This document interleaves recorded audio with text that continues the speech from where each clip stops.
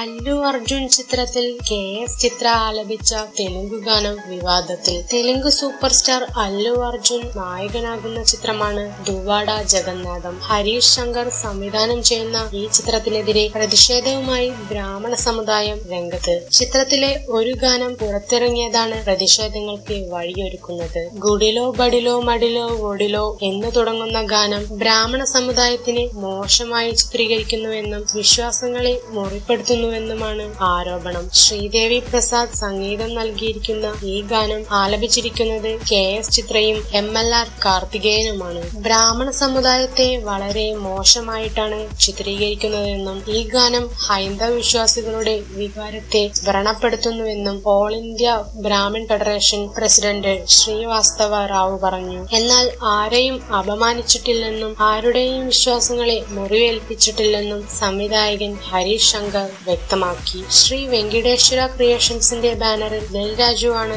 ദുവാഡ ജഗന്നാഥം നിർമ്മിക്കുന്നത്. മോഹൻജദാരോ എന്ന ചിത്രത്തിലൂടെ ശ്രദ്ധ നേടിയ പൂജ ഹെഡ്ജ് ആണ് നായിക.